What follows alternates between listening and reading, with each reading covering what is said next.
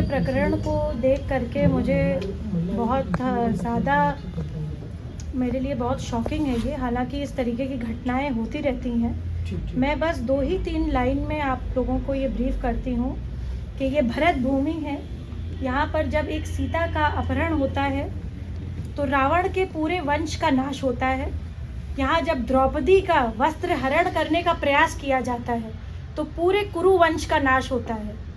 और ये दुर्भाग्य है, हमारे दुर्भाग्य है भारतवर्ष का, कि जहाँ लव जिहाद के खेल में हिंदू बेटियों के जीवन को बर्बाद किया जाता है या तो उनकी हत्या कर दी जाती है।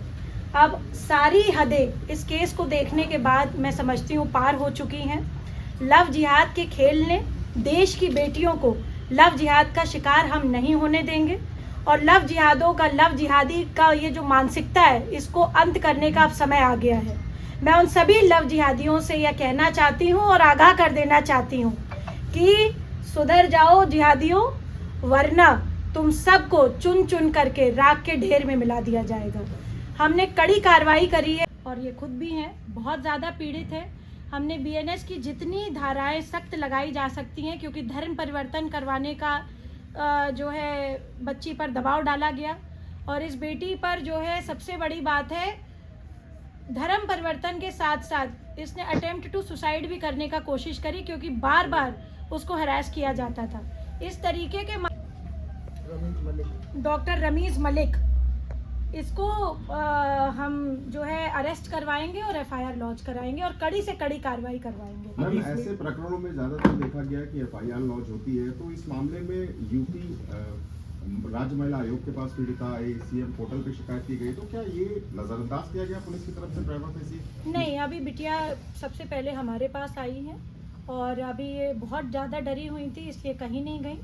और she thought that the women commission is a safe place to report her grievance, तो वो आई हैं और बहुत अधिकार पूर्वक मैं ये बात कह सकती हूँ कि इस बच्ची को न्याय मिले।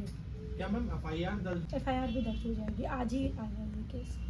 काउंसिल ऐसी क्या सख्त कार्रवाई करेगा जिससे नजीर बन जाए ऐसे केसेस में? अगर वुमेन काउंसिल, सबसे बड़ी बात तो बच्ची का हमारे ऊपर विश्वास दिखाना, यही अपने आप में बहुत बड़ा हमारे लिए एक अचीवमेंट है। सेकेंड ऑफ ऑल, हम एफआईआर दर्ज करा करके इस डॉक्टर को और उसके साथ ही जो भी कोई और इन्वॉल्व है उन सबको जेल में डालने का काम करेंगे। मैम, ये जो रमीज मलिक हैं, ये केजीएमयू में किस डिपार्टमेंट में है और किस तरीके से इन्होंने इसके बारे में मेरे साथ डॉक्टर साहब आ रखे हैं, वो बताएंगे। ये पैथोलॉजी विभाग में रेजिडेंट डॉक्टर है। एक सेकंड माइक उधर आप जी। पहले नेशनल मेडिकोज ऑर्गेनाइजेशन के सक्रिय सदस्य के नाते यहाँ पर आया हुआ हूँ। ये बच्ची, क्योंकि मैं भी डॉक्टर हूँ, मैं इससे ज़्यादा परिचय नहीं दूंगा। और इस बच्ची के साथ हम लोग पूरी तरह से खड़े हैं। ये जो रमीज मलिक नामक लड़का है, ये केजीएमयू के एमडी पैथोलॉजी कर रहा है इस समय और जूनियर रेजिडेंट डॉक्टर है सेकेंड ईयर का। और चूँकि वहाँ पर सेकेंड ईयर और फर्स्ट ईयर इस तरह की हायरार्की बहुत ज़्यादा मेडिकल कॉलेजों में चलती है, तो उसी के प्रभाव के नाते जो है इस बच्ची को उसने फंसाया, इसके साथ दुर्व्यवहार किया। और बाद में पता चला कि वो जो लव जिहादी है पहले से ही शादीशुदा है और वो जिससे शादी किया उस लड़की का भी धर्म परिवर्तन करके शादी किया हुआ है। बाद में इस बिटिया पर भी उसने बहुत दबाव बनाया है। मेडिकल लॉज में सर ऐसे गुनाह का जो सजा है वो क्या है और आपको क्या लगता है कि ऐसी क्या सजा मिलेगी? और उसके धर्म परिवर्तन करना चाह रहा है तो ये बलात्कार की श्रेणी में आता है। और ये बच्ची हमारी जूनियर है, हमारी बहन की तरह है और मैं यहाँ परिवार की तरह आया हूँ, किसी ऑर्गेनाइजेशन की तरह नहीं आया हूँ। इसको न्याय मिलना चाहिए। ठीक। मैं एक बात और ऐड अप करना चाहती हूँ। इसमें बहुत लंबा कोई प्रकरण नहीं था।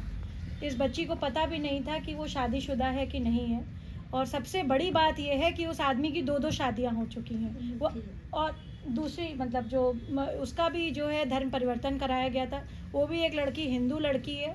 और मैं समझती हूँ कि इस लड़की को धोखे में रख करके आई थिंक जुलाई ऑनवर्ड्स जो है इससे बात करने की कोशिश करी। जब इस बच्ची को पता चला कि उसकी शादी हो चुकी है, किसी तरीके का शोषण वगैरह, तो ये मैं कहती हूँ सेकेंडरी है, पर झूठ भी बोलना किसी से, ये भी एक दंडनीय अपराध है। अब तो ये बीएनएस के एक्ट में है कि अगर आप झूठ भी बोलेंगे कि आपकी एक शादी और आप दूसरे अफेयर कर रहे हैं तो ये अपने आप में एक अपराध है। तो इस बच्ची को गुमराह किया गया, उसके बाद इस पे दबाव बनाया गया। आप सोचिए कितना मेंटल प्रेशर में होगी ये। तो मुझे लगता है इस तरीके का हरासमेंट के लिए हम कड़ी से कड़ी कार्रवाई करेंगे। ये बात के लिए हम इसको अश्योर करते हैं विद ये अपनी अगर 2 बात रखना चाहें स्वयं से तो ये रख सकती हैं, है ना।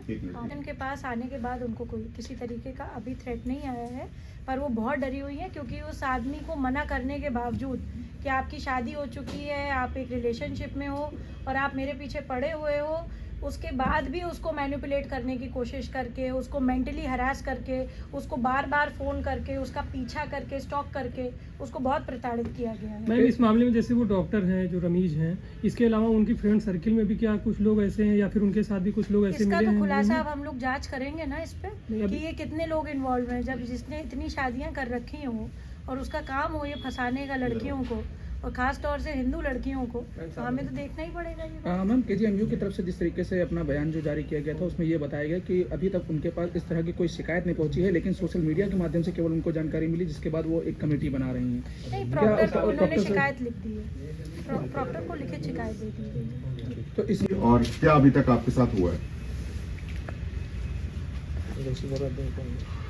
I just want to say that I have been harassed since July. I was in a relationship with this person, and then after I've discovered that he was married, I was harassed after that.